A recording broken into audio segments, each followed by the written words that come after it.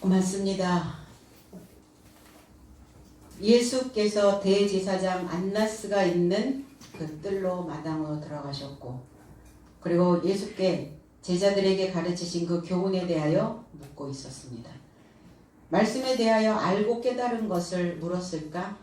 아니면 대제사장으로 가르친 교리와 비교하려고 주님께 지금 물어봤을까? 아니면 주님이 가르치신 내용이 몰라서 한 수 배우고자 물은 것일까? 오늘 안나스는 그리스도가 가르쳤던 그 교리와 본인이 가르쳤던 그 교리가 상반되어져 있음을 알고 있었습니다.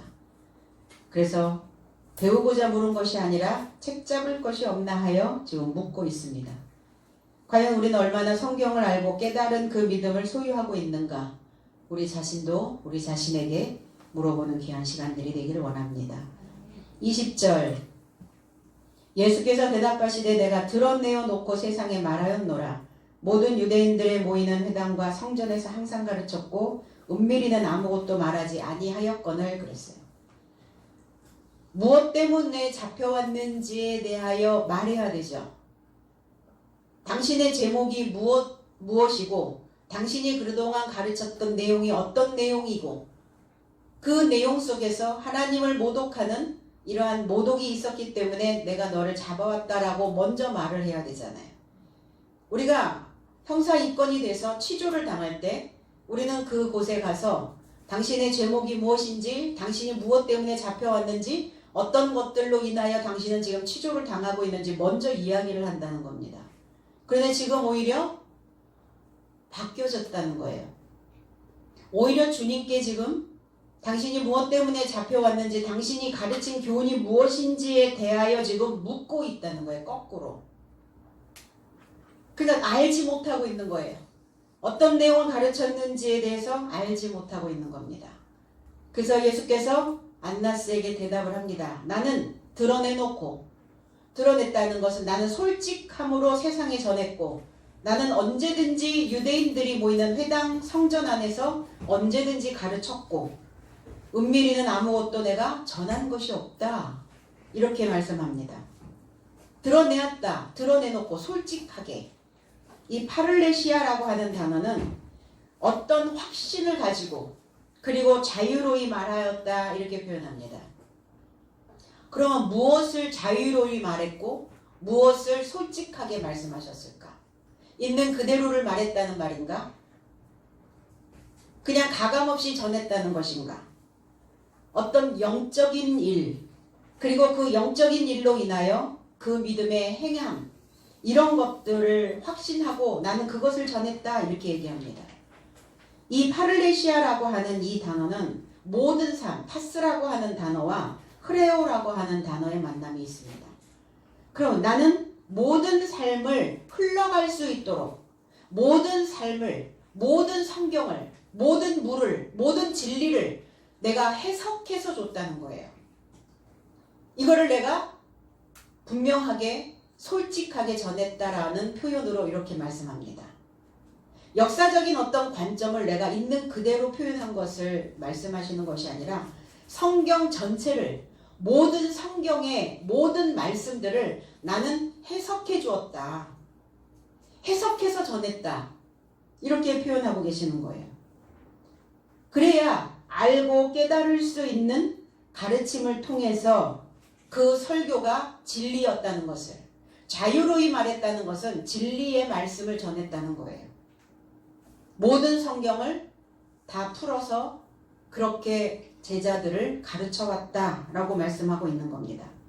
사도행전 4장 13절에 그들이 베드로와 요한이 담대하게 말함을 보고 그들을 본래 학문 없는 범인으로 알았다가 이상히 여기며 또 전에 예수와 함께 있던 줄도 알고 이랬어요. 지금 공회에 베드로와 요한이 잡혀왔거든요. 지금 신문을 하고 있는 이 대제사장이 주님을 신문했던 안나스였어요. 안나스가 여전히 베드로와 사도 요한의 증거함을 보고 또 그들을 잡아왔다는 겁니다. 그런데 그들이 베드로와 요한이 담대하게 말함을 보고, 여기 담대하다라는 것이 아니라 솔직하게 말함을 보고, 또 솔직하게 말했다는 것은 그리스도의 증거, 창세기서부터 계시록, 구약과 신약의 모든 말씀들을 다 풀어서 지금 가르쳤다는 거예요. 베드로와 요한도. 그러니까 안나스는 그러한 그 트라우마가 있죠.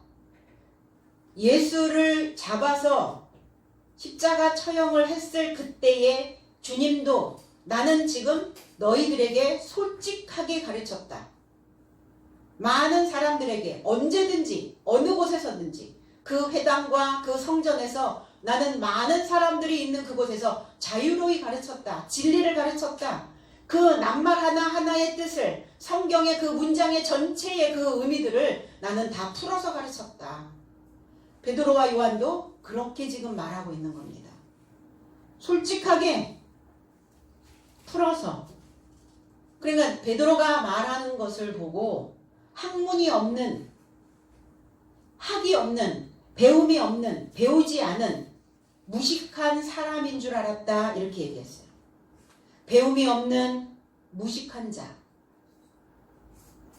배움이 없는 무식한 자가 성경을 어떻게 풀어서 어떻게 해석을 했을까? 그동안 그렇게 알고 있었다는 거예요. 그러면 학문이 없다, 배우지 않고 무식하다라는 것은 의미는 뭐냐면 표면적으로 가르치지 않았다는 거예요. 영적인 것을 가르쳤다는 겁니다. 문자적인 것을 가르치지 않았다는 겁니다. 문자적인 거에 국한된 그 성경을 해석해서 가르치지 않았다. 이렇게 표현하고 있거든요. 여기에 있는 자들은 유대인들입니다. 주님도 유대요, 저와 여러분들도 유대인입니다.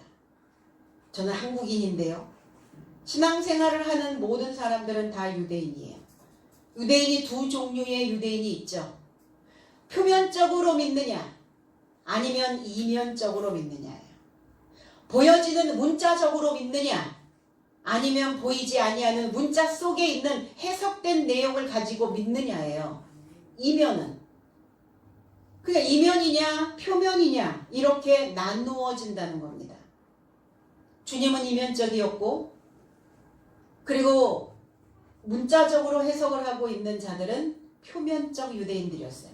그러니까 표면적으로 믿고 있는 자들이 이면적으로, 내면적으로 그 안에 있는 영적인 해석을 하니까 이해할 수가 없었어요. 알아들을 수가 없었어요.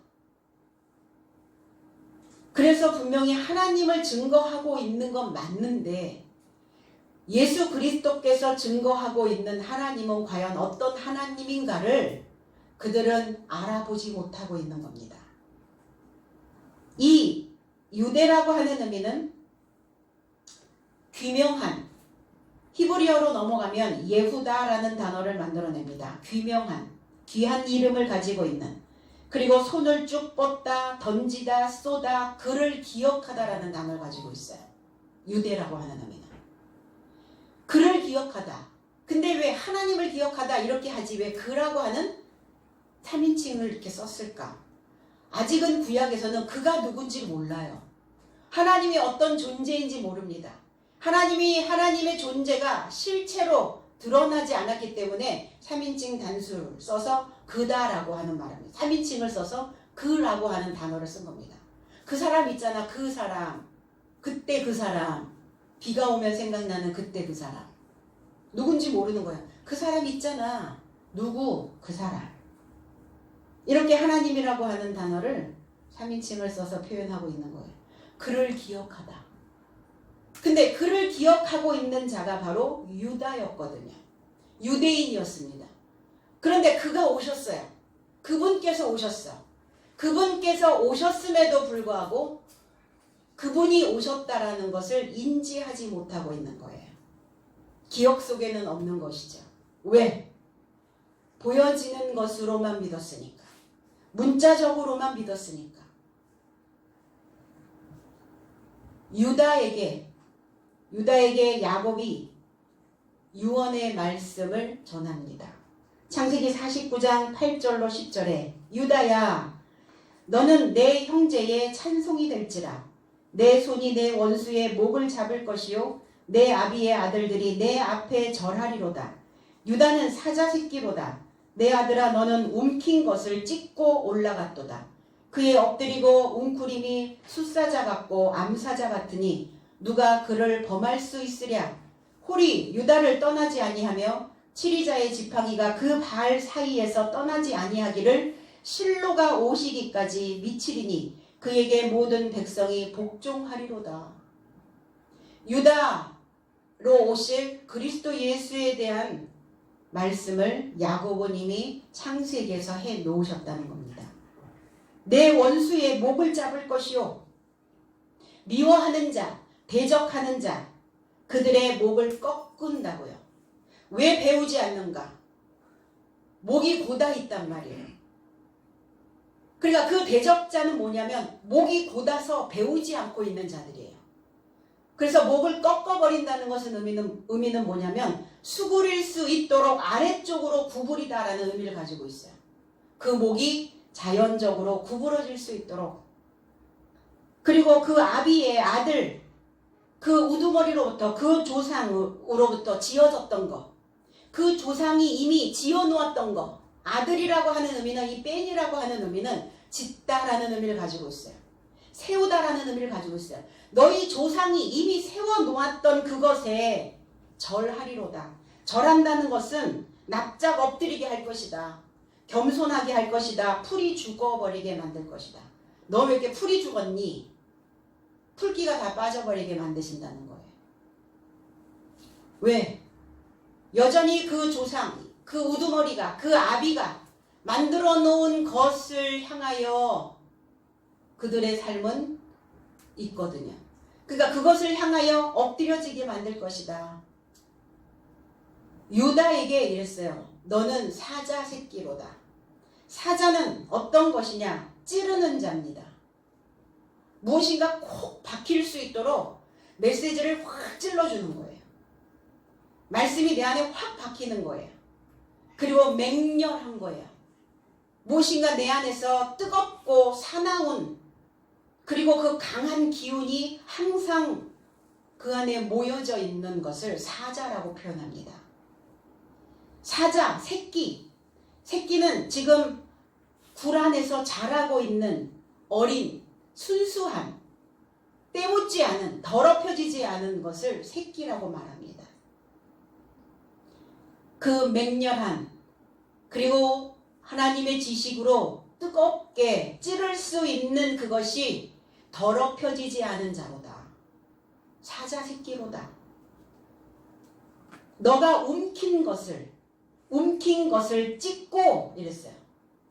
지금 움키고 있는 것들이 무엇이냐? 테레프라고 하는 이 단어.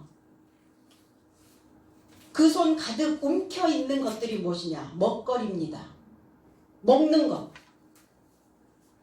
그동안 조상이 만들어 놓았던 그 첫 아담이 만들어 놓았던 그 먹거리를 움켜 있는 그것을, 그 먹은 것을, 먹고 있는 그것들을 너는 찢고, 이렇게 얘기했어요.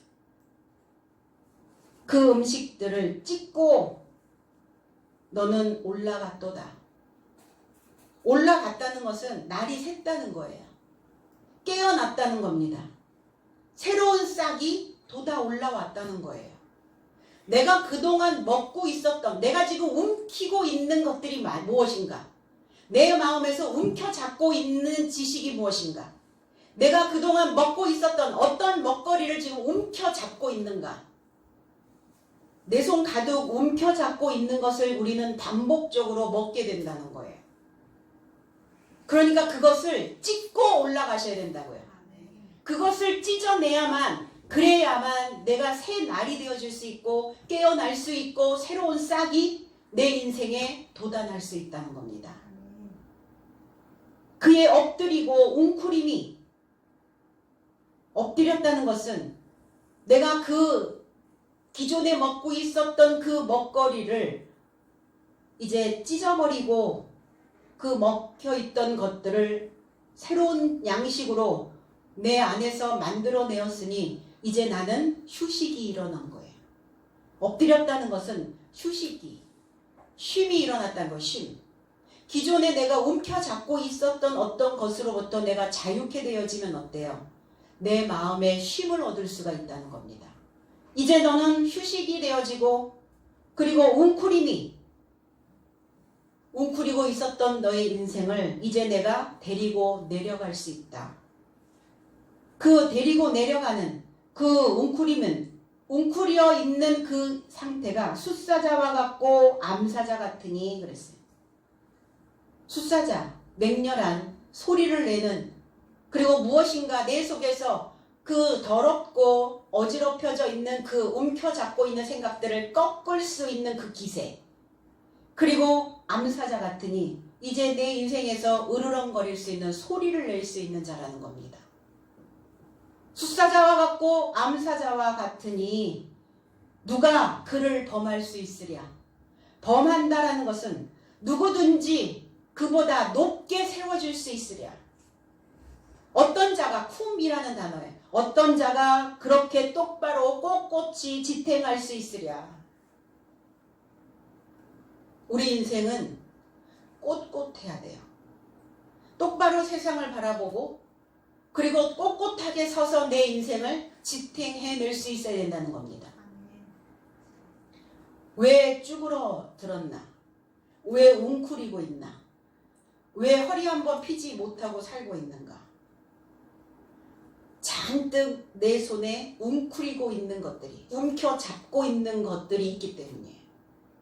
어떠한 사상들을 움켜잡고 있거든요, 사람들은.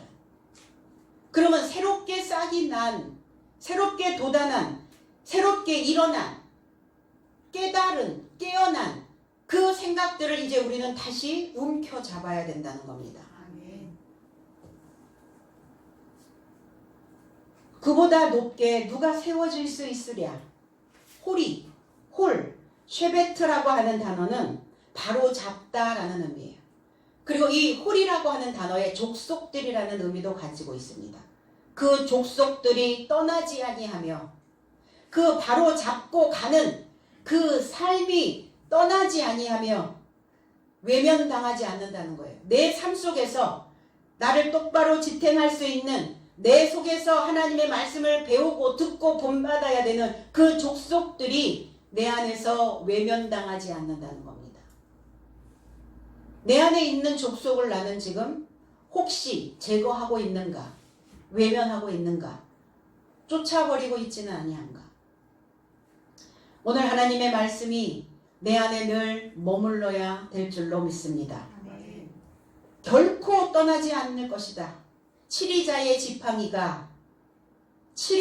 지팡이는 뭐냐면 새겨져 있는 법들이에요.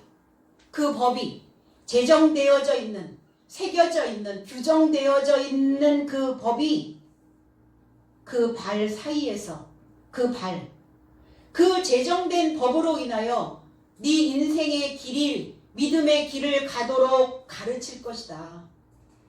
그 인생의 길을 갈 수 있도록 가르치는 그 제정된 법들이 너희의 중심에, 너희 중앙에, 그 발 사이에서 인지되어질 것이다. 떠나지 않을 것이다. 실로라고 하는 이 단어는 실로라고 하는 단어인데 평정하다 이런 의미를 가지고 있어요. 그리고 잔잔하다 이런 의미를 가지고 있어요. 여기에 행복하다, 성공하다. 우리의 인생의 성공은 뭐라고요? 잔잔해지는 거예요. 잔잔한 것이 행복한 거죠. 내 안에서 늘 폭풍우가 몰아친다고 한번 생각해 보세요. 불행이에요. 잔잔할 것이다. 그래서 평정할 것이다, 내가. 이 실로라고 하는 이 의미는 메시아의 어떤 특징을 나타내는 통칭을 실로라는 단어로 썼어요. 메시아가 오신다. 메시아가 오시기까지 실로에게 복종하리로다. 내 안에 실로가 없으면 어떤 상황이 벌어질까? 내 안에 메시아가 내 삶 속에 오시지 않으면 어떤 상황이 벌어지냐면 욥기서에 너무 잘 기록되어져 있어요. 욥기서 3장 26절에 나에게는 평온도 없고 안일도 없고 휴식도 없고 다만 불안만이 있구나. 그랬어요. 여기에서 안일도 없고 안일이라는 단어가 쉴로라는 단어예요. 그러니까 욥 속에는 뭐가 없어요? 욥 속에는 쉴로가 없는 거예요. 메시아가 없는 거예요. 메시아가 없는 인생이니까 어때요? 잔잔하지 않아요. 행복하지 않습니다. 평온하지 않아요. 그러니까 늘 불안만 있구나. 욥 스스로가 자기가 태어난 생일에 대한 저주를 하면서 스스로에게 지금 말하고 있는 거예요. 내 자신의 내 상태를 지금 보니까 내 안에 메시아가 없구나. 메시아가 없는 그 인생이 불안만 가득 차 있구나. 평온도 휴식도 없는. 그래서 내 속이 늘 들썩거리고, 물론 필요에 따라서 하나님은 우리에게 돌풍을 일으키실 수도 있어요. 그런데 맨날 내 속에서 돌풍이 분다고 생각을 해보세요. 견디겠는가? 살겠는가?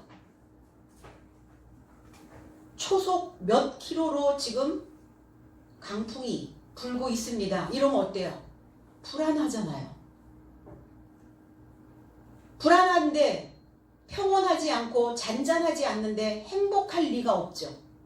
행복하지 않은 그 인생을 성공했다고 말할 수 없다는 겁니다. 그럼 우리는 하나님 안에서 뭘 찾아야 되는가? 실로를 찾아야 돼요. 메시아를 기억해야 된다는 겁니다. 아, 내가 불안할 때 하나님 내 안에 계시는구나. 내 인생살이에 무엇인가? 바람이 막 불 때 하나님이 내 안에서 어떤 바람을 지금 일으켜서 하나님을 기억하게 하려고 하시는가? 그걸 생각할 수 있어야 된다는 거죠. 그 실로가 오시기까지 의심 없이 오시기까지 그 실로에게 복종하리로다. 순종하리로다. 이 순종하다라는 이 단어 속에 야게라는 단어, 야게라는 단어인데, 이 야게라고 하는 이 의미 속에 솔로몬이라는 의미가 담겨져 있어요. 그러면 솔로몬은 어떤 자였나? 순종하는 자였다는 거예요. 솔로몬의 1000번째 뭐였어요? 순종이었다는 겁니다. 하나님, 나는 알레프 하기를 원합니다. 배우고 본받기를 원합니다. 하나님의 것을 내 안에 들어올 때 내가 그것을 받아들이기를 원합니다. 받아들이는 거예요. 듣는 거예요. 들어서 먹는 겁니다. 이걸 순종이라고 말하고 있거든요. 가장 중요한 게 뭐라고요? 순종이라고요. 너희들이 아무리 예배에 참석을 하고 교회에서 무엇을 하고 내가 어떤 일을 행했다 할지라도 들어먹지 않는다면 의미가 없다는 거예요. 솔로몬에게 주셨던 것이 뭡니까? 솔로몬에게 주셨던 것이 평안이었어요. 잔잔케 가는 거였습니다. 평정시킨 거예요. 평정. 그러면 내 삶이 잔잔케 행복해지려면 뭐 해야 돼요? 하나님의 메시지로, 하나님의 말씀으로 평정시켜야 된다는 거예요. 스며들게 해야죠. 스며들어야죠. 스며들지 않는 자, 왜 안 스며들어요? 들어 먹지 않는 겁니다. 듣지 않는 거죠. 주님은 이렇게 말씀합니다. 나는 은밀히 내가 가르치는 어떤 내용도 내가 은밀히 전파하지 않았다. 은밀히, 비밀이 감춰진 그 아무것도 내가 전파하지 않았다. 다 솔직하게 내놨다는 거예요. 다 솔직하게 해석해서 가르쳤다는 겁니다. 은밀히 할 수가 없죠. 그리스도가 가르치는 그 내용을 감출 수가 없어요. 왜? 계시록 21장 11절에 새 예루살렘 성에 대한 증거가 이렇게 기록되어져 있어요. 하나님의 영광이 있어 그 성의 빛이 지극히 귀한 보석 같고 벽옥과 수정같이 맑더라. 주님의 상태예요. 예수님의 상태입니다. 주님의 상태가 새 예루살렘 성으로 수정같이 맑아요. 맑으면 다 들여다 보이잖아요. 그 창자까지 다 보이잖아요. 그 마음의 상태가 어떤지 다 보이잖아요. 그러니까 은밀히 할 수가 없다. 감추어 놓고 전할 수가 없다. 나는 이렇게 맑으니까. 맑은 메시지를 증거하는데 내가 난 은밀히 가르친 적 없다. 이렇게 맑은데 무엇을 내가 감추었겠는가. 숨어서 가르친 적 없다고 말씀하고 계시는 거예요. 그렇죠. 나는 회당에서 가르쳤고, 나는 성전에서 가르쳤고, 때로는 들에서 가르쳤고, 때로는 바닷가에서 가르쳤고, 때로는 산에서 가르쳤다. 다 보여지는 곳에서 그 모든 메시지를 다 풀어서, 다 해석해서 나는 그렇게 전파했다. 내 속을 숨길 수 있을까요? 속을 숨길 수 있을까? 입 다문다고? 내 속은 감출 수가 없다는 겁니다. 눈빛에서, 표정에서, 손짓에서, 몸짓에서 그 사람 내면에 들어있는 것들이 무엇인지 다 보인다는 거예요. 다 보이는데 꿩새끼처럼 머리만 쳐박으면 안 보일 것이라고 우리는 착각하는 거죠. 그 표정만 들키지 않으면, 내 그 행동만 들키지 않으면 모를 것이다 라고 생각하고 있는 거예요. 어리석음이죠. 다 보여지는구나. 감출 것이 없구나.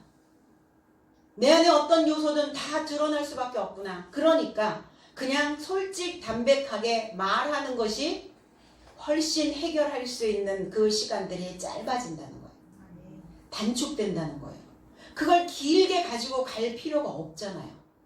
그런데 감추고 안 내놓고 숨기고 있으니까 내 속에서 계속 그 생각들은 돌풍을 만들어내는 거예요.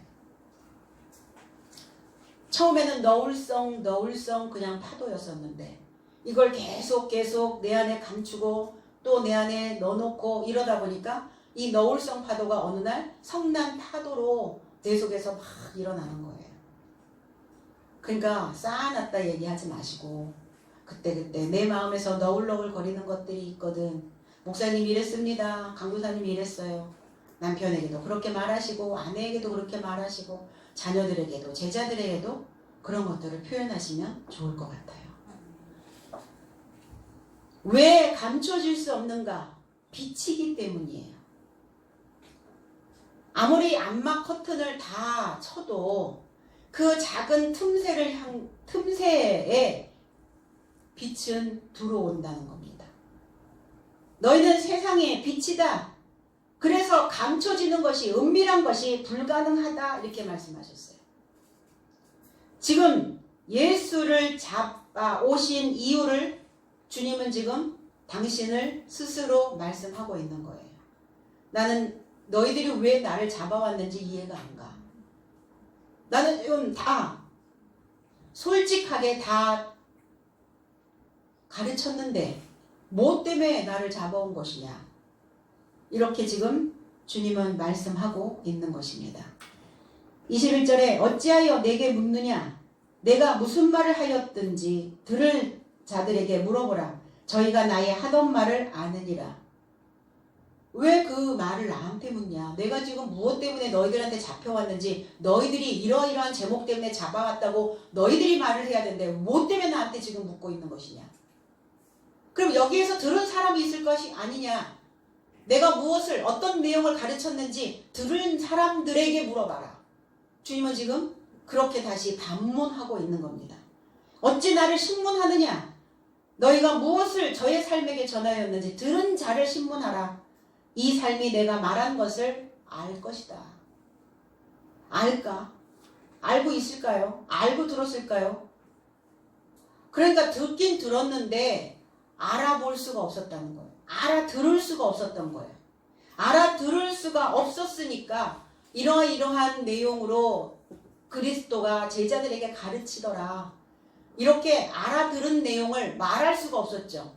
그러니까 말할 수가 없으니까 오히려 주님께 다시 물어보는 거예요.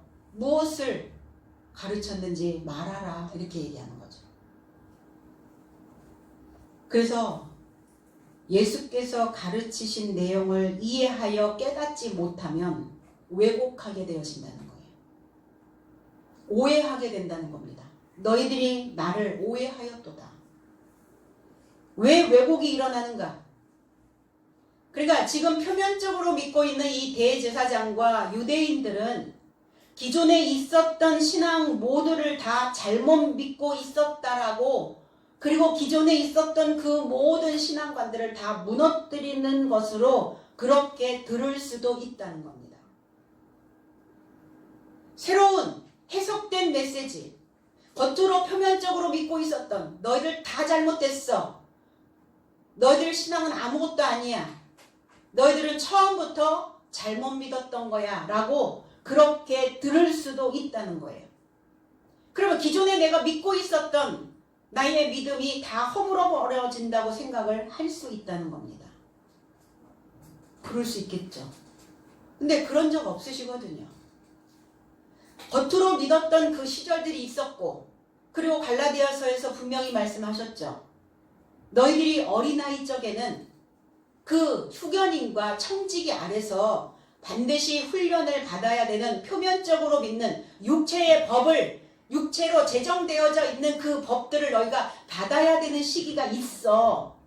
그런데 그 어린아이의 상태에 머물러 있으니까 미숙아로 있지 않냐 너희들이.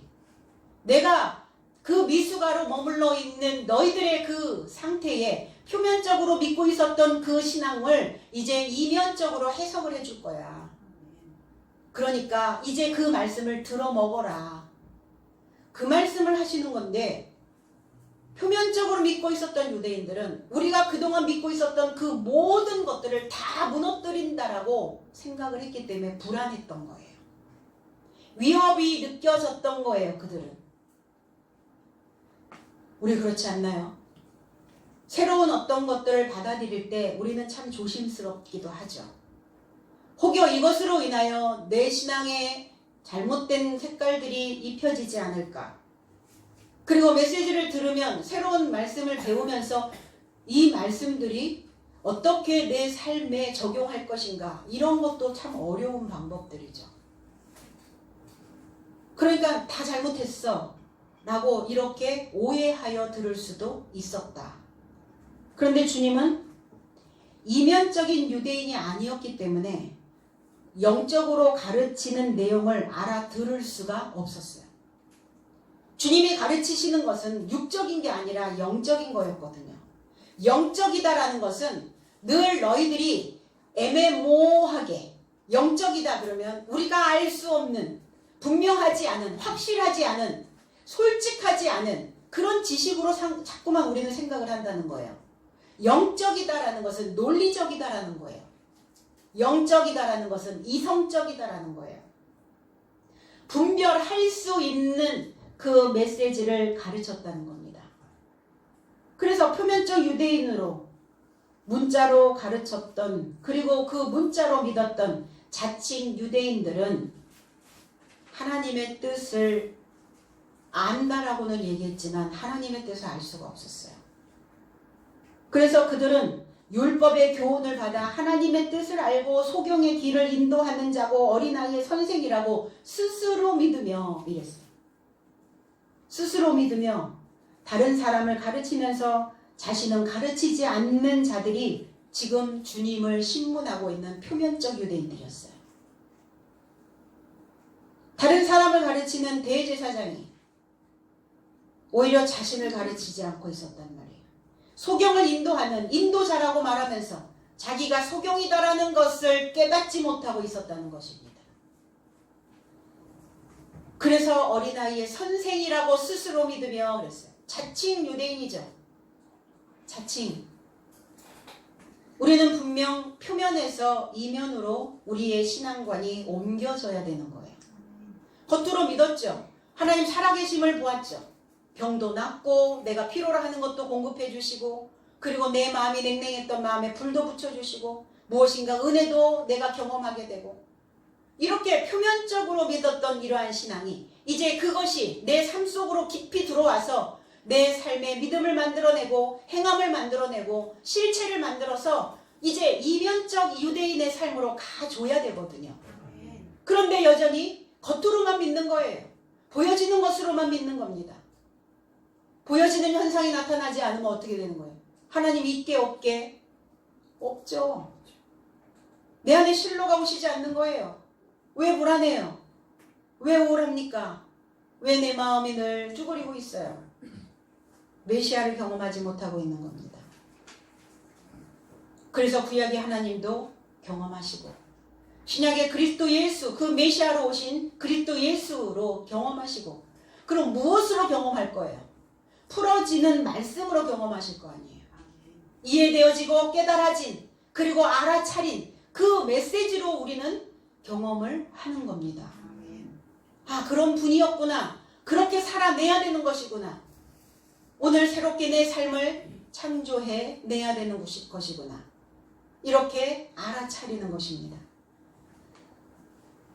알아듣지 못하는 것은 왜 그들이 알아듣지 못할까? 내가 그동안 무엇을 가르쳤는지 그것을 들은 자들은 알아볼 것이다. 이렇게 말씀하셨는데 거기에서 주님의 메시지를 알아들은 자는 하나도 없었다는 거예요. 그들에게 물어봐 이랬는데 대제사장 안나스는 알아들은 자가 없으니까 아무리 물어봤자 그거에 대해 답할 수가 없었던 거죠. 왜 못 알아들었을까? 하나님의 양이 아니기 때문이에요. 왜 그렇게 못 알아들어? 이렇게 얘기하는. 왜 못 알아들을까요? 그래서 주님은 내 목소리를 듣는 자는 나의 양이다 이렇게 말씀하셨어요. 내 양은 내 목소리를 알고 그러셨거든요. 내 양이 아니기 때문에, 하나님의 양이 아니기 때문에 그 음성을 들을 수가 없는 것이다. 왜 못 들을까요? 자기 소리로 꽉 차 있는 거예요. 내 속이 내 소리로 꽉 차 있는 거예요. 정리되지 아니하는 소리들이 내 속에서 아우성을 치는 거예요. 그러면 그 소리들이 어떤 소리입니까? 이해되어지고 깨달아서 알아차린 소리들이 아니잖아요. 어떤 소리들이 들려오는데 그 소리는 이해할 수 없고 그 소리를 깨달을 수 없고 그 소리를 알아차릴 수가 없었어요. 그러니까 내 속에서 계속 불협화음이 일어나는 거예요. 부딪히는 거예요. 충돌이 일어나는 겁니다. 평정이 안 되는 거예요. 평온하지가 않아요. 그래서 내 속이 안전지대가 안 되는 겁니다. 늘 북새통이에요. 아프가니스탄만 전쟁 중이 아니라 내 속에 항상 포화가 터지는, 그래서 불안과 공포와 두려움을 떠나보내지 못하고 있는, 무엇 때문에 그런가? 소리예요. 내 속에서 들리는 알아듣지 못한, 알아들을 수도 없는 그러한 소리들이 서로 부딪히는 거예요. 충돌하는 겁니다. 그러니 사는 게 사는 게 아니죠. 살면서 늘 살아있는 우리의 삶이 지옥을 경험하게 되는 겁니다. 지옥과 천국, 하늘나라와 땅의 지하세계, 무엇의 차이인가? 내 속에서 만들어지는, 내 속에서 들리는, 내가 알아차렸다면 하늘나라의 삶이에요. 내 속에서 들리는 소리를 알아차리지 못하면 그는 지하세계에 있는 겁니다. 그거 하나로 인하여, 소리 하나로 인하여 천국과 지옥을 우리는 경험하게 된다는 겁니다. 22절, 이 말씀을 하심에 곁에 섰는 하속 하나가 손으로 예수를 쳐 가로되 내가 대제사장에게 이같이 대답하느냐 하니 그랬어요. 주님의 태도가 불손하다 생각한 거예요. 지금 이 대제사장이 누군지 알아? 얼마나 권력이 있고 힘이 있는 사람인 줄 알아? 네가 그런데 감히 대제사장의 질문에 공손하게 다 대답을 그 하나하나 다 말을 해주고 답변을 해줘야 되는데 오히려 반문을 하고 있는 거예요. 그걸 왜 나한테 물어보냐? 나를 잡아온 이들 중에 내가 가르치는 내용을 알아들은 자가 있을 것이야. 그 사람에게 물어봐. 이렇게 지금 대제사장에게 다시 반문을 하고 있는 거죠. 그런즉 그가 이 말씀을 하심에 곁에 섰던 하속 하나가 예수에게 주먹으로 치고 말하되, 자, 이 손으로 손바닥을 줬다 이렇게 표현을 하거든요. 그러니까 이게 손바닥으로 이렇게 가격을 한 거죠. 그 뺨을 맞았다는 거죠. 손바닥을 줬다 이렇게 표현했어요. 그리고 내가 대제사장에게 이같이 대답하느냐 이렇게 말했죠. 오히려 이제 적반하장이죠. 신문을 하려면 어떠한 내용이 있어야 되는데 이 내용이 맞는가 틀리는가 이렇게 물어야 되잖아요. 죄인, 당신이 저지른 죄 중에 이러한 일들을 행했는데 맞나 틀리나 그걸 물어봐야 되는 거죠. 뭘 물어봐야 되는지도 모르는 거죠. 증거를 대야 되는데 증거 자료가 하나도 없잖아요. 주님의 당당한 모습에 그럼 주님은 왜 맞고 서 계셨을까? 오른뺨을 치면은 다른 편도 돌려내셨는데 지금 그가 그 하속이 오른뺨을 쳤을까 왼뺨을 쳤을까? 그렇단 말입니까? 그리스도인들은 맨날 당하고 살아야 돼요? 맞아도 참아야 돼요? 오른뺨 맞으면은 오른뺨을 치거든 다른 뺨, 다른 쪽, 왼쪽이 아니에요. 다른 쪽도 돌려대며 그랬어요. 옳은 삶이 아니다라고 손바닥으로 밀어낼 때 너는 그렇지 않다라고 당당하게 솔직하게 말할 수 있어야 된다는 거예요. 괜히 바보같이 맞고 다니라는 이야기가 아니에요. 억울함이 있어도 그냥 참아야 된다라는 말이 아니에요. 무조건 나만 참으면 돼. 나만 참으면 되지. 나만 참으면 돼. 왜? 우리는 허구적 평화를 잘 만들어내는 사람들이거든요. 보여지는 것은 내 삶의 진정한 평화는 없으면서 그냥 위장된 평화, 평화 다 좋아요.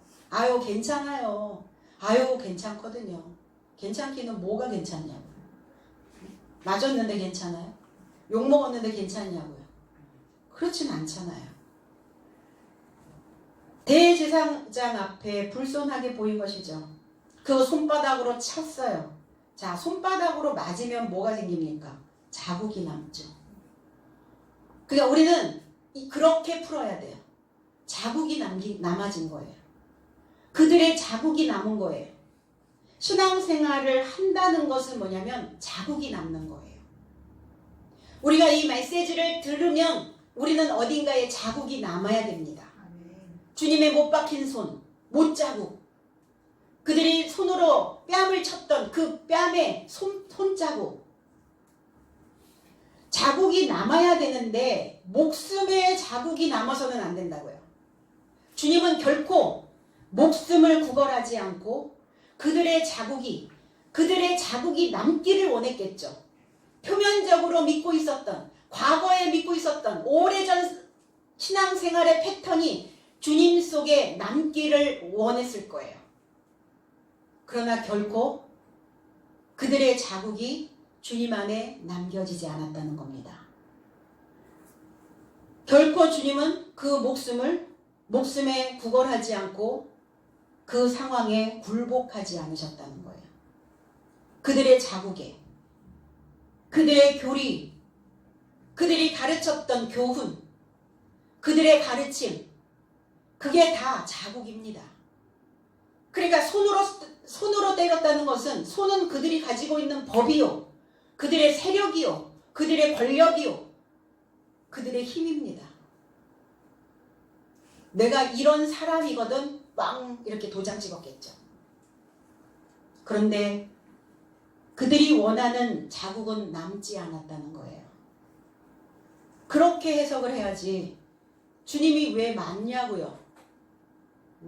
쓸데없이 그들이 주먹으로 치고 다른 장에서는 멱살을 잡고 주먹으로 치고 손으로 치고 침도 뱉고 막 이랬거든요. 얼마나 사실은 모멸감이 느껴져요. 주님은 무엇을 위한 모멸을, 그런 모멸감이 아니에요. 육체적으로 당하는 그런 모멸감을 당하신 게 아니라는 겁니다. 근데 왜 그렇게 기록해 놓았을까? 왜 그렇게 문자적으로 표면적으로 왜 그렇게 기록해 놓았을까요? 우리는 자꾸 우리 마음에 어떤 연민, 우리 마음에서 일어난 어떤 동정심, 이런 것들을 유발하기를 원하죠. 주님은 동정을 받을 이유도 없고 주님을 향한 연민의 감정도 있을 필요가 없어요. 뭐 하기만 하면 돼요? 주님을 사랑하기만 하면 돼요. 주님을 인정하기만 하면 됩니다. 그 메시지를 받아들이기만 하면 돼요. 우리는 그분이 측은하고 가엾어서 그냥 불쌍한 존재로 그렇게 역사적으로 남기를 원하시지 않는다는 겁니다. 그런데 우리는 자꾸 주님을 측은하게 가엾게 불쌍한 존재로 만들잖아요. 그 감정과 그 감정이 연결되어졌다고 한번 보세요. 항상 부모를 볼 때 불쌍하고 그 스승을 볼 때 안됐고 가엾고 측은하고 이런 감정이라면 그 자녀는, 그 제자들은 그 스승에게, 그 부모에게 무엇을 공급받을 수 있겠어요? 불쌍해 죽겠는데, 안 됐는데, 연민인데. 그런 게 아니란 말이에요. 그런 감정이 아니라는 거예요. 그런 감정을 불러일으키는 것이 아니라는 겁니다. 왜 맞으셨나? 왜 고통당하시고 왜 고난을 당하셨나? 우리 안에서, 내 속에서, 내 안에 있는 표면적으로 믿고 있는 그 흔적들이, 그 자국들이 너무나 선명하게 있거든요. 오랜 세월 내 삶 속에서 습관처럼 가지고 있는 자국들이 잘 지워지지 않아요. 그런데 그것이 불쌍하다고 안 됐다고 계속 봐주기만 하면 어떻게 되겠냐고요. 못 떠납니다. 못 버려요. 버릴 수가 없어요. 어떤 의사 아들을 가진 어머니, 그 어머니가 연세가 드시니까 잘 이제 못 걸어요. 지팡이를 짚고 다니는데 아들은 이렇게 얘기합니다. 엄마, 차에서 내릴 때 혼자 내려. 근데 우리가 볼 때는 너무해 이러잖아요. 잡아주지 좀. 잡아주면 훨씬 좋은데 내가 잡아주면 엄마는 엄마 스스로 자력이 안 생겨. 그 엄마를 볼 때 늘 불쌍하고 안 됐고 연민이고 이런 감정이면 어때요? 부모에게 요청해야 되는 그 시기에 요청을 할 수가 없어요. 그러니까 이제 거꾸로 돼버리는 거예요. 자식은 부모가 되고 부모는 자녀가 돼버리는 거예요. 거꾸로 돼버려요. 그 인생을 그렇게 살면 자녀는 자녀 가슴속에 잘했다가 되겠어요? 잘 살았다가 되겠어요? 아니요. 억울해가 나와요. 억울해. 내 부모로부터 지원받지 못했던 거 억울해. 부모가 나한테 해주지 못했던 거 억울해. 왜 요구하지 못했어? 요청하지 그랬어 그때. 엄마가 너무 불쌍해서. 아버지가 너무 안 됐어서. 왜 우리는 주님을 그렇게 만들어요? 왜 우리는 예수님을 그렇게 만들어야 되냐고요. 늘 내가 무엇인가 요청할 때 가지고 있는 그 아버지는 나에게 무엇인가를 공급해 줄 수 있는 분이라고 생각하실 수 있어야죠. 그분이 내 안에 없으니까 요청할 수 있는 아버지가 없다라고 생각이 드니까 내 속에 불안이 올라오는 거예요. 그래서 계시면 불안하지 않죠. 내 마음을 알고 계실 것이고 내 생각을 읽고 계실 것이고 내 마음에 어떤 자국이 있는지 알고 계실 것이고 우리는 수없이 많은 자국들을 남기며 왔어요. 오늘 주님에게 표면적 유대인들 안나스 대제사장은 자기가 가르친 그 자국이 주님의 가슴 안에 남아있기를 원했을 거예요. 결코 주님은 그 자국을 당신 속에 넣지 않았다는 겁니다. 타협하지 않았다는 거예요. 아닌 건 아닌 거지 이렇게 가시는 거예요. 옳은 건 옳고 아닌 건 아닌 것이지. 그렇게 분류해낼 수 있는 내 마음에서 무엇인가 올라올 때 야 이거 아닌 건 아닌 거로 버리셔야 돼요. 얘도 챙기고 쟤도 챙기고 다 주렁주렁 끌고 다니려니까 무겁고 버겁고 힘들잖아요. 오늘 저와 여러분들 속에 어떠한 자국이 남겨져 있는지를 우리는 다시 한번 탐색해 봐야 될 줄로 믿습니다. 그들이 자국이 남겨지기를 원했어요. 표면적 유대인. 표면적 유대인들은 주입식 교육이에요. 주입식. 주입해왔던 종교. 그 자국들이 그들에게는 너무나 선명하게 남아있는 거죠. 주님이 북이었다. 북. 내가 동네 북이냐 나를 치냐 이렇게 된 거죠. 북이에요. 저와 여러분들은 북이에요. 항상 내 속에서 북소리가 들려요. 위급 상황을 알리는 북소리도 있고 때로는 그 북소리로 인하여 온통 우리의 생각들이 어지럽혀질 때도 있어요. 주님의 북소리가 나야죠. 그러나 결코 주님은 당신 안에서 창세기서부터 계시록에 있는 그 내용들을 이면적으로 해석해 주시면서 속에 있는 내용들을 해석해 주시면서 새로운 북소리가 그 자국으로 남겨지기를 원하고 바라셨다는 겁니다. 십자가의 교훈, 십자가의 도, 새롭게 해석되어진, 새롭게 해설되어진, 새롭게 논리적으로 만들어진 그 말씀이 내 안에 자국으로 남겨져 있어야 된다는 거예요. 우리 가슴을 치죠. 가슴을 쳐요. 자국들이 있어요. 나의 가슴을 치며 피멍들은 그 모습으로 우리 인생에 자국을 남길 것인가? 우리가 신앙생활을 왜 하는데요? 나의 옛 삶에서 피멍들은 그 가슴을 쳐서 피멍이 들었던 그 자국들을 이제 그리스도 예수가 새로운 자국으로, 십자가의 자국으로 만들어 주시려고 우리는 신앙생활을 하는 겁니다.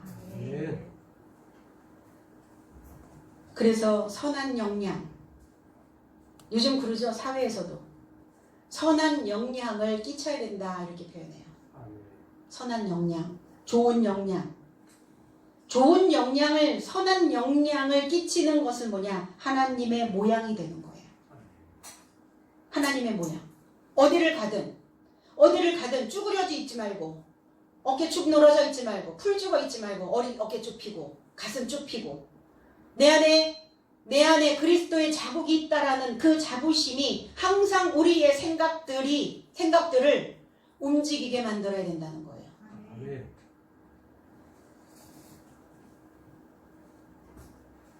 그 하속 하나가 주님에게 이렇게 네가 대답하느냐 이랬어요. 아포크리노마이. 생각 좀 하고 대답해. 대제사장이 물어봤으면 대제사장이 원하는 대답이 무엇인지 생각하고 말해. 이렇게 대답하느냐? 예, 너는 지금 네 생각 스스로, 너의 생각 자력으로 무엇인가를 결정하고 말하고 있는 거 아니냐? 이렇게 질문을 또 던지고 있는 겁니다.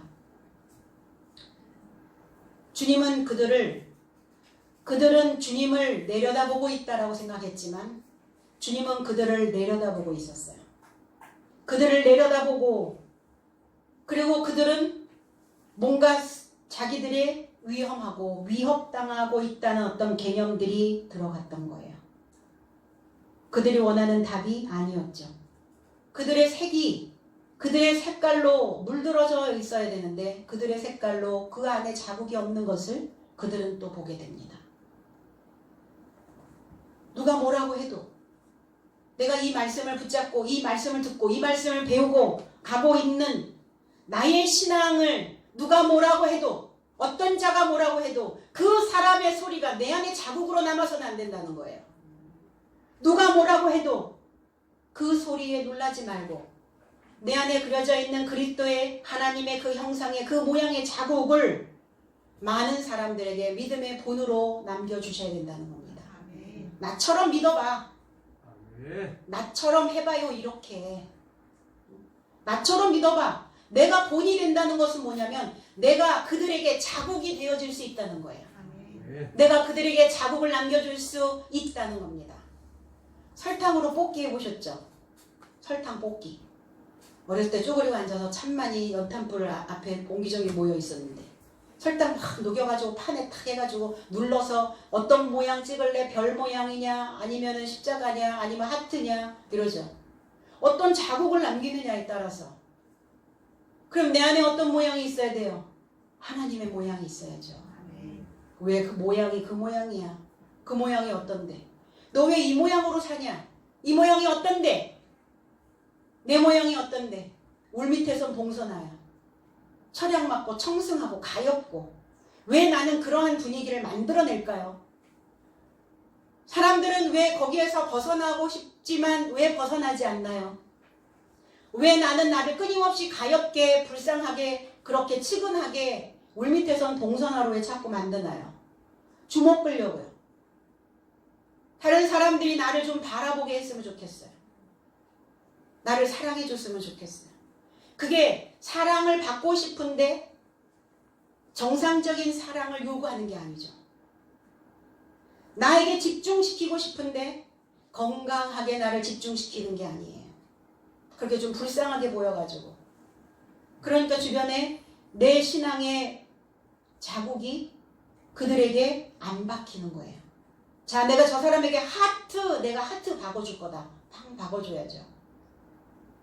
왜 넌 그 모양으로 사냐? 내 모양이 어떤 데를 생각해 보셔야죠. 다니엘서 3장 16절에 사드락과 메삭과 아벳느고가 왕에게 대답하여 가로되 느부갓네살이여 우리가 이 일에 대하여 왕에게 대답할 필요가 없나이다. 느부갓네살 왕이 세운 금 신상에게 절하지 않으면 극렬히 타는 풀무에 던져 넣을 것이다. 너희를 내 손에서 건져낼 신이 어떤 신이냐? 이렇게 지금 다니엘에게 물어보고 있는 거예요. 사드락과 메삭과 아벳느고는 다니엘의 세 친구, 다니엘을 포함한 세 친구에게 붙여진 이름이죠. 바벨론식 이름이에요. 그러니까 바벨론식 이름이니까 다 바벨론의 신의 이름을 앞에다 다 갖다 붙였어요. 금신상에게 절하라, 숭배하라. 사드락이라고 하는 샤드라크라고 하는 이 단어는 뭐냐면 달의 신인 아쿠의 명령이란 뜻이에요. 사드락이라고 하는 의미는 아쿠라고 하는 신이 있어요. 달의 신, 달빛의 신. 그래서 바벨론은 달의 신을 섬깁니다. 아쿠라고 하는. 아쿠의 명령이라는 단어가 사드락이에요. 메샤크라고 하는 단어는 이 아쿠 같은 이가 누구인가? 이 아쿠 같은 이가 누구인가? 이 단어가 미샤엘이라는 단어를 만들어내요. 이 단어는 이제 계시록에 나오죠. 12장 7절에 하늘에 전쟁이 일어났는데 미가엘과 그 사자들과 그리고 큰 용과 본래 뱀과 마귀와 사단의 전쟁이 일어났어요. 하늘의 전쟁. 그런데 거기에서 미카엘이 나오죠. 미카엘. 누가 하나님 같은가? 여기서 메샤크는 아쿠 같은 이가 누군가라는 단어예요. 아쿠 같은가? 아니면 하나님 같은가? 느부갓네살은 나부라고 하는 그 신이 국경을 지켜주길. 그래서 다 바벨론에서는 이렇게 다 신이었어요. 많은 신들을 섬겨요. 그 신들이 다 그 나라를 지켜줄 것이고 이 인생을 지켜줄 것이라고 굳게 믿고 있는 것이죠. 금신상. 금은 뭡니까? 반짝이는 거예요. 노란 기름입니다. 지식이에요. 바벨의 지식입니다. 바벨을 금으로 표현했어요. 머리는 금이요. 이게 뭐예요? 그 신상을 보았던 그 신상에 머리는 금이요, 가슴은 은이요, 팔다리는 철이요. 이런 것들이 그 보았던 신상이 그 머리, 우두머리, 금 반짝이는 최고의 지식을 가지고 있다라고 자부하고 있는 거예요. 바벨은. 그래서 금 신상, 젤렘이라고 하는 형체, 어떤 그늘, 그리고 헛된 형상. 그 지식이 헛된 지식이 되어서는 안 돼요. 우리가 하나님을 믿고 메시지를 듣고 공부를 하고 있다면 그 지식이 헛된 지식이 돼서는 안 돼요. 내 삶의 바탕으로 흘러내려 와야 된다는 겁니다. 나를 빛나게 하는 지식이어야 된다는 거예요. 그 신상, 너를 그늘지게 만드는 어느 스라에 있느냐, 어느 스라. 부모의 스라, 그 스승의 스라. 어떤 지식의 스라에 있느냐. 그래서 그 스라에 있는 자들은 그 형체를 만들어내죠. 부모 스라에서 배우고 본받은 자녀들은 부모의 형체를 만들어냅니다. 살면서. 그 스승의 그 스라에서 배우고 본받은 자들은 그 스승의 형체를 만들어낸다는 거예요. 제자들은. 극렬히 타는 풀무불 속에 어떤 신이겠느냐. 그래서 여기서 신이라고 하는 이 엘라라고 하는 단어가 엘로힘이라는 단어예요. 신이라는 모든 그 이름은 통칭으로 다 엘로힘이에요. 우리는 엘로힘이 하나님인 우리가 믿는 그 하나님만 신이라고 생각을 하잖아요. 아니라니까요. 지금 바벨에서도 그 신이 너를 건져낼 수 있는 그 하나님이 누구겠느냐 이렇게 물어보는 거예요. 내가 믿는 하나님이겠냐? 네가 믿는 하나님이겠냐? 누가 더 하나님 같으냐? 바벨이 하나님 같으냐? 네가 믿는 하나님이 하나님 같으냐? 그렇게 물어보는 거예요. 표면적 유대인, 이면적 유대인. 그러니까 내가 그거에 대해서 대답할 필요가 없다. 다니엘은 그렇게 말하는 거예요. 너의 손에서 내가 믿는 하나님이 건져낼 것을 나는 믿는다. 그거에 대해서 그럴까 저럴까 그렇게 너한테 말할 필요가 없어. 나는 확신하거든. 내가 믿는 하나님이 어떤 하나님이라는 것을 분명히 나는 확신하고 믿고 있는 것이야. 그런가요? 그래야 되는 것이죠. 내가 믿는 하나님을 확신하고 믿고 있지 않다면 우리는 욥처럼 늘 불안과 공포 속에서 밤잠을 이루지 못하게 된다는 겁니다. 표면적 유대인 안나스가 더 위협받고 있는 거예요. 23절 예수께서 대답하시되 내가 말을 잘못하였으면 그 잘못한 것을 증거하라. 잘하였으면 내가 어찌하여 나를 치느냐 하시더라 그랬어요. 예수께서 대답하십니다. 내가 나쁘게 전했다면 그 나쁘게 한 것을 증언하라. 어떤 내용이 나쁜 거였어? 어떤 것이 악했어? 이 카코스라고 하는 단어죠. 어떤 것이 너희들에게 해로웠느냐? 그 해로웠던 내용들을 나한테 증언해라. 그 증거 자료를 가지고 와라. 주님은 이렇게 말씀하고 있는 거예요. 그러나 좋았다면 칼로스 그러나 좋았다면 네가 어찌하여 나를 치느냐 하시니라. 네가 어찌하여 나를 때리느냐. 네가 어찌하여 너희들의 흔적들을 오히려 나의 흔적을 나의 자국을 너희들이 배워야 되는데 어찌하여 너희들의 자국을 나에게 주려고 하느냐. 요한복음 10장 11절로 12절에 나는 선한 목자라. 선한 목자가 아니라 칼로스 좋은 목자라. 좋은 목자는 양들을 위하여 목숨을 버리거니와 고용인 삭구는 목자도 아니요 양도 제 양이 아니라 이리가 오는 것을 보면 양을 버리고 달아나나니 이랬어요. 삭군 고용되어서 고용되어진 이 목자는 책임이 없다고요. 무책임해요. 그냥 설교 딱 던져놓으면 끝이에요. 그 설교에 대한 책임을 지지 않습니다. 가르침에 대한 책임을 지지 않아요. 그거를 다 고용인이라고 말하는 겁니다. 삭군. 그러나 그 인생을 믿음 안에서 성장할 수 있도록 책임을 지는 자는 좋은 목자라. 좋은 목자는 양들을 위하여 양의 삶에서 초월하여 목숨을 맡긴다고요. 그래서 나는 좋은 목자라. 나도 내 양을 알고 내 양에 의하여 내가 알려진다 그랬어요. 목자와 양의 관계예요. 너희들이 나를 좋은 목자라고 인정한다면 그 양에 의해서 그 좋은 목자가 많은 사람들에게 알려져야 된다고요. 네가 나를 왜 치느냐? 왜 나를 채찍질하느냐? 왜 내 가죽을 벗기려고 하느냐? 사도행전 5장 40절에 저희가 옳게 여겨 사도들을 불러들여 채찍질하며 예수의 이름으로 말하는 것을 금하고 놓으니 그랬어요. 풀어서 주는 거예요. 사도들도 배운 대로 그리스도의 모양대로 가르침을 받은 대로 풀어서 주니까 사도들을 불러들여 채찍질하여 그랬어요. 또 그들의 가죽을 벗기려고 하는 겁니다.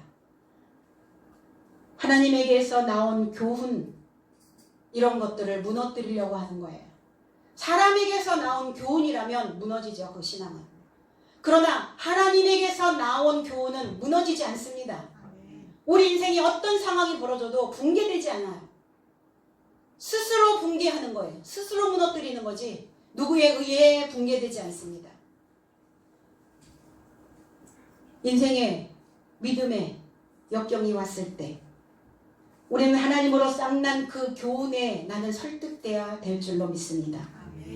짐승의 낮은 지식의 채찍으로 그들의 낮은 수준의 채찍으로 하나님의 복음을 벗겨낼 수가 없다는 거예요.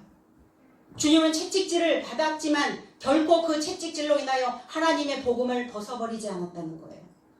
우리의 상황에서 어떠한 상황이 벌어진다 할지라도 우리가 입은 이 지식에 하나님의 복음에 좋은 소식에 이 복음들을 입었다면 그것으로 인하여 벗어져 버리면 안 된다는 겁니다.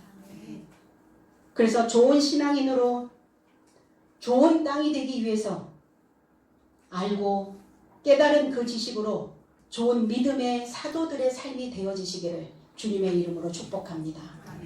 기도드리겠습니다.